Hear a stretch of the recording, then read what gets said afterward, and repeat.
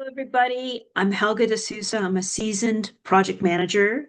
I help folks that are not project managers but are taking on projects, and also people who already are and need some help or some reminders. So basically, the topic for today is I'm going to keep it short and sweet. I'm not going to show you any fancy slides, or I'm not going to show you any AI tools today. But one that's usually comes up a lot with project management is why does commitment fail in a project?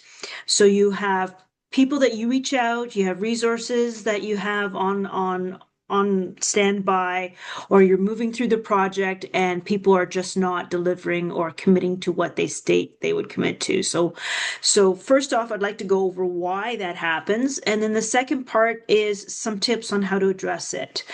So why it happens is clarity. So often teams are not aware of what the scope is of the project. They're not aware of what the project does for the company as a whole. They're not aware of the why, and they're not aware of how they are part of it. So that needs to be communicated very clearly from the very beginning. So that is one reason, lack of clarity. So they don't know what it is that they're dealing with. A second piece is a second piece would be a misalignment of values and priorities. So there would be certain groups that may not want to take on the change of this project because it may impact them. They may feel overwhelmed by this new change.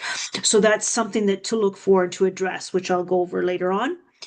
And then thirdly is just distrust and disengagement. They don't like to deal with project managers. They don't like to deal with anything new. They don't like to do any change. They don't see how it benefits them or the company. And it's a waste of their time per se. So those are the 3 points of where project commitment can fail. Now here is how you address it. First off is you need to communicate very clearly and hopefully through a project kickoff, or even if you're trying to engage them, you need to go over what the scope is of the project, and you need to give them bite-size deliverables that we would require from them. And then we need to listen to obviously what their concerns would be. So, of course, that would help to build rapport. So the next point, which I'm going to go into is, of course, is to do some active listening. Listen to any concerns. Get into active listening. Active listening is you're just listening in, you repeat what they say, show that you have alignment of what it is, where you could identify what the concern is, and then you'd work together on what the next steps are to help alleviate that concern.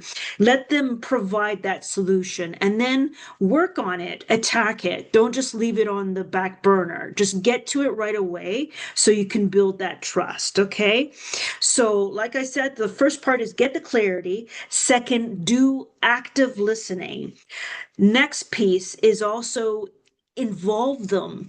It's not only communicate them, is if this work is impacting them, involve them in the decision making, involve them when you're building your schedule, involve them in any solutioning that you need to do. You need to involve them. And even the folks in operations, they may not be doing the work per se for the project, but it impacts them. So you need to have them give that input, make them hear, make them heard, make them be aware of this project, make them feel supported. So that's very important. And my last point is create psychological safety. So, in order to overcome that sense of distrust is you need to build that rapport and you need to build that trust. And the first thing you must do always is always fulfill on your promises. If you're saying that you're going to get back to them on a question they're asking about, go after and get that answer right away from them. If there's an issue that needs to be addressed, book that meeting right away. Like, do not let things just go and say you're going to do them and then not deliver. Deliver on your promises to build that rapport. Deliver on that in the sense that they are being heard, and then also that way they can build that trust and they know they can rely on you, and that you're actually looking after them as well on the project. Okay, so you need to build that rapport as well. And also again, get them involved, make sure that they collaborate, also communicate, keep everyone in the loop, because any folks that are not in the loop, they'll be disengaged right away. So those are some elements to take away. So again, clarity of scope, make sure they're clear, get them involved in the beginning, hopefully the kickoff. Second, listen to their concerns, do some active listening, and also help them solution or address or calm those concerns. Okay. And thirdly, of course, build that trust and rapport.